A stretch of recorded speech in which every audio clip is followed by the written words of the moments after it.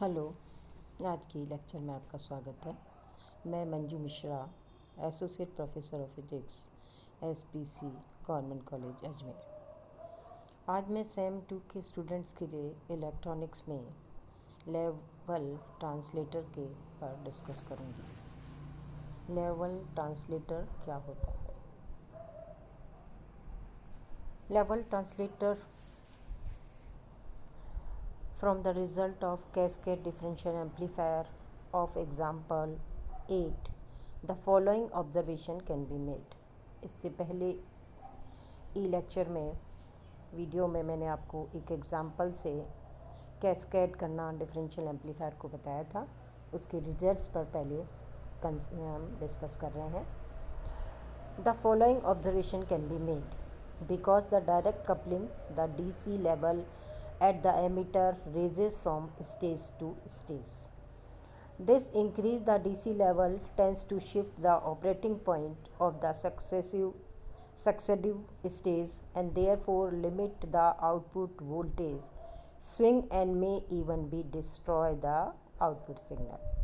For example, in circuit of figure 19, the voltage at the emitter of Q1 and Q2 of the first stage is minus 0.715, whereas that is the emitters of Q3 and Q4 of the second stage is 7.12 volt.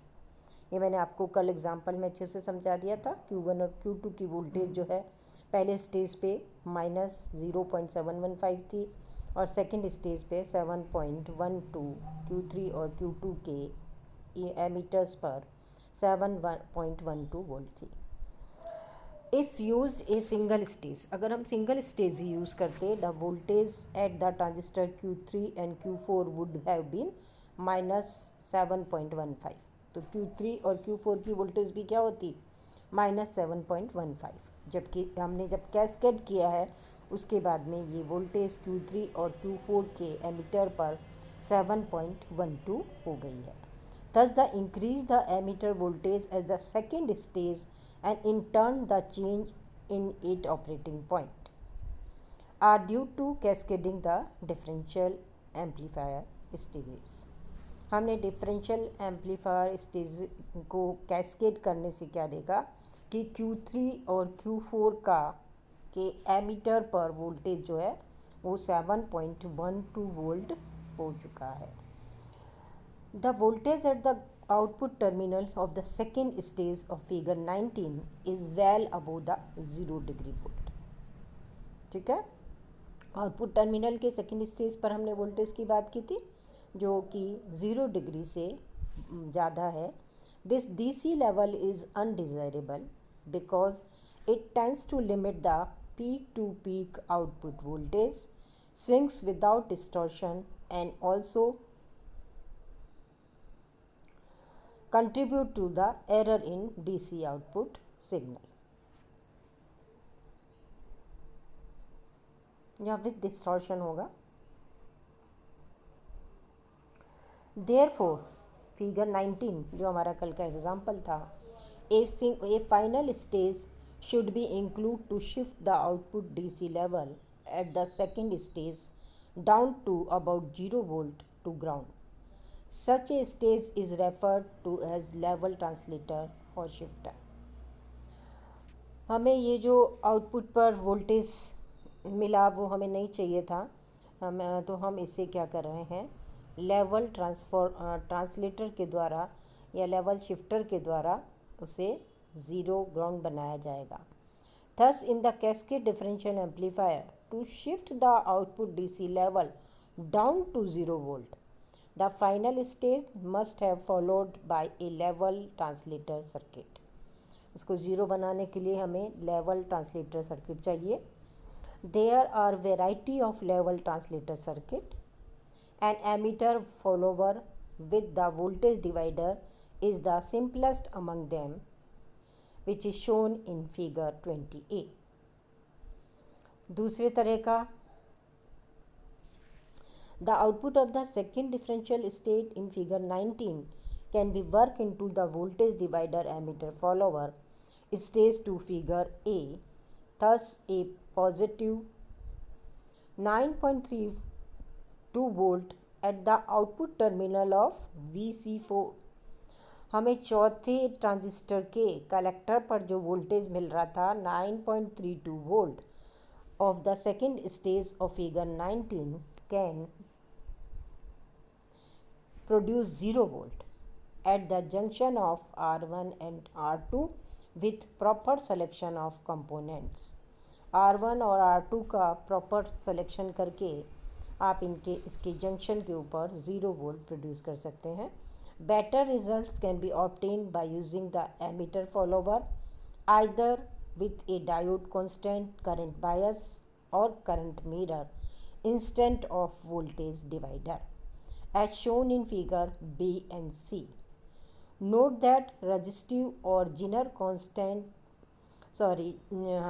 constant current bias can also be used with emitter follower in forming the level translator.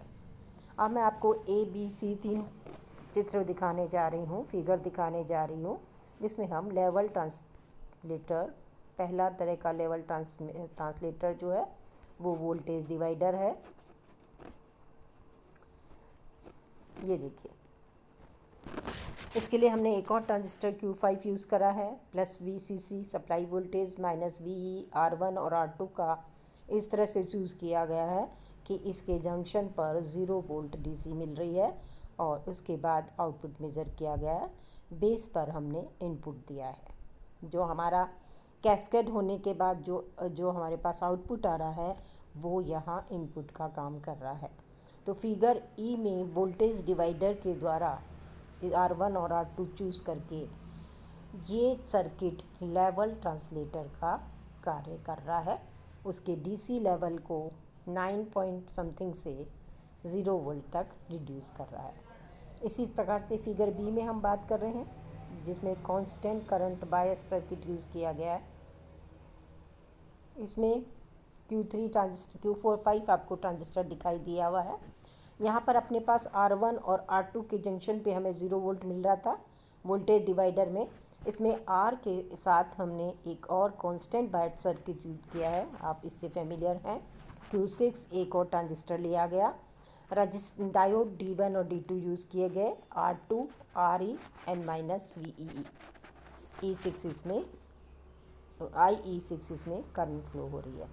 यहाँ पे output measure किया गया. इस junction पे और ground के बीच में output measure किया जाएगा तो 0 वोल्ट DC हमें मिलेगा.